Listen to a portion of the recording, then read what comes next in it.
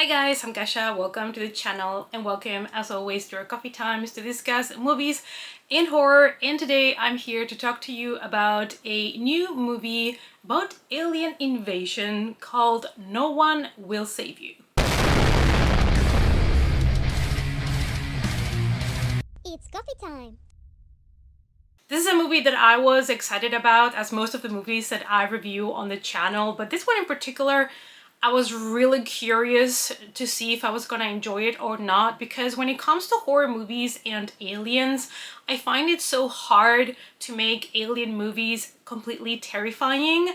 This is a very unpopular opinion, but I did not find Signs terrifying. I think it's an overhyped movie, so don't kill me for it in the comments, but that's just my personal opinion.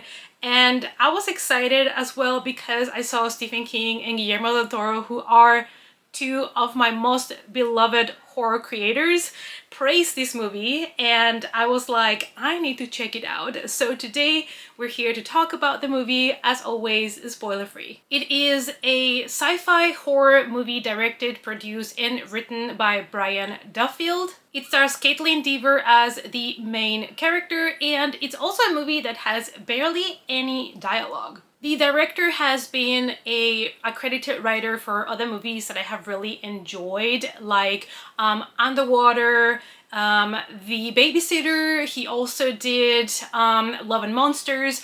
And he has directed another movie that I really enjoyed, which was Spontaneous. I thought it was such a fun, gory film. And this time he comes with a horror thriller with an extraterrestrial twist to the story.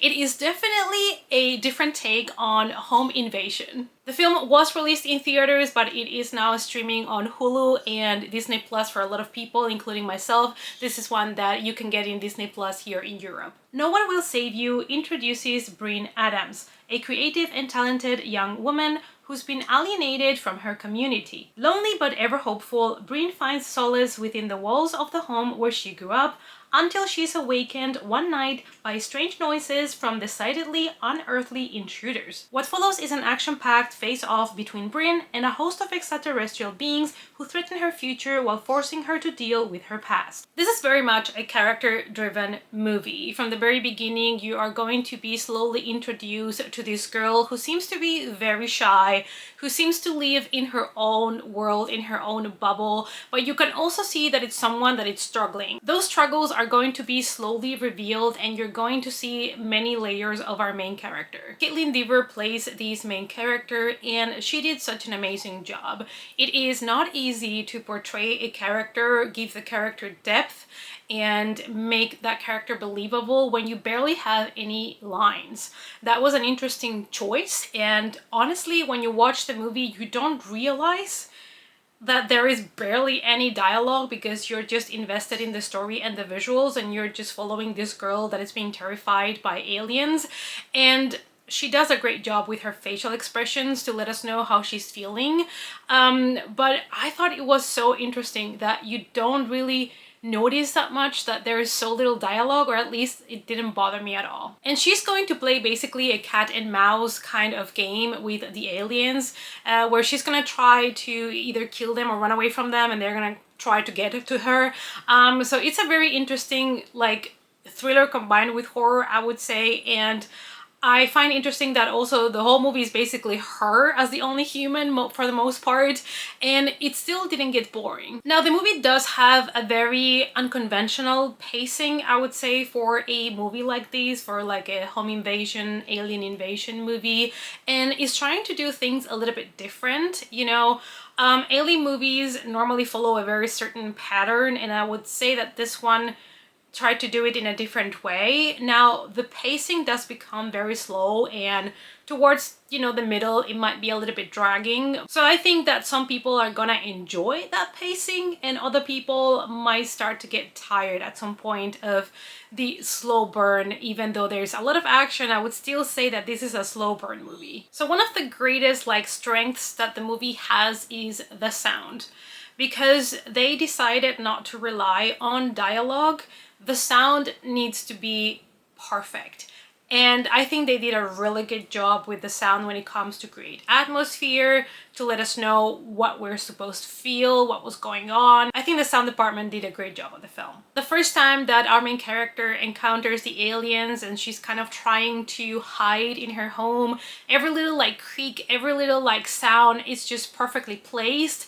And you know, I have to praise the sound department for all of these. Also, the lighting was one of my favorite things. It was just gorgeous. The red colors, the blues, like the alien lights like coming into her house. I think they did such a good job. And the visuals, the cinematography of the movie is something that I really enjoyed.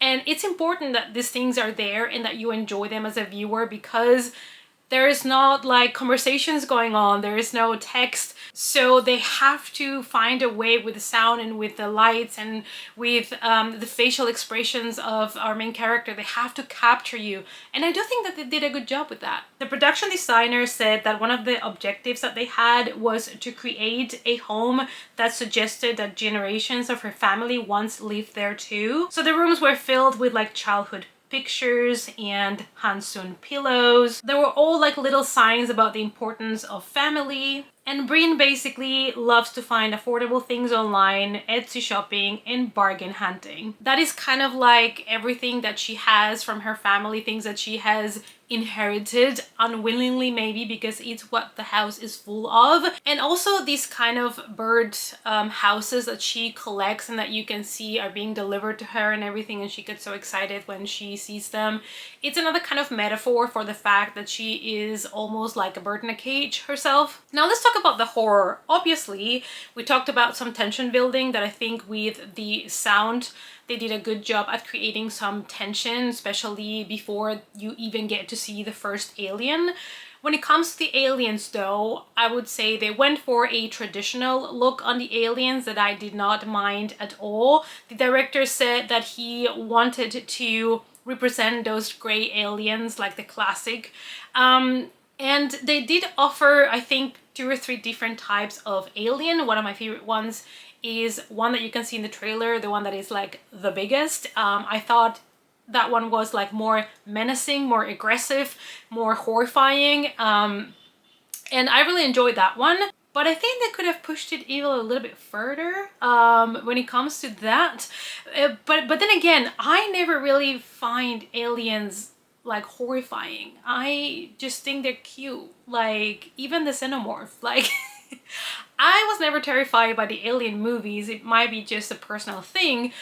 So, you know, for me, it's hard to tell you if you're gonna find them horrifying or not. But I guess the one that I've mentioned, the really big one, might be one that people are the most scared of. The thing that I would say that I wish they wouldn't have done is that they show you the aliens very early on, like full exposure, and you see a lot of the aliens, which what happens is, especially if you show the aliens with a lot of light, that it loses the same impact that it could have if you keep it more in the shadows, if you give us less shots of the aliens early on in the film. So I don't know exactly why they went for that choice. They just wanted you to see it full on, which, you know, fine. But I think when it comes to the horror, that might have taken some points. On the other hand, I do think the slow pacing is something that it's positive for the film, because as the movie progresses slowly, you are trying to figure out what's going on. You are really immersed in this mystery, in this thriller, and it does help a little bit as well with keeping up some certain tension, because you still don't know what's going to happen next. Like so many genre films at the moment, this one also does deal with trauma, and we do get to explore things from the past from our main character that are gonna bring up that trauma. I just feel like I don't know if I fully understand the whole message that the director was trying to give. Maybe I will have to rewatch the film. I think that when you get to the ending, even though I did find the ending satisfying, I don't think I quite understood 100% where the director was going with it when it comes to the full end to the character arc of our main character. That being said, I think that when you get to the end, I think a lot of people are gonna see a different thing. It's gonna have a different meaning for different types of people and viewers. And that's something that I do love in movies, when they end up in a way that could be interpreted in different ways, and anybody can kind of, take their own take on it. I like that. I like when something is ambiguous or not 100% explained. I'm that kind of weird person that enjoys reminiscing about a film's ending. In the end, I gave a personal score of 3.5 out of 5. I know this is kind of a high rating, and I might be one of the few ones that has truly enjoyed this movie. I think for me, what really worked is a combination of a main character that has a lot more to tell to us than what meets the eye, and exploring her life, her background, her trauma is something that I did enjoy in the movie, because it didn't make it a simple alien invasion movie in which we don't get an explanation really of why the aliens are there, what they're doing, what they want. I felt like this one dived a little bit deeper on what the aliens wanted from us humans, and I did enjoy to see that.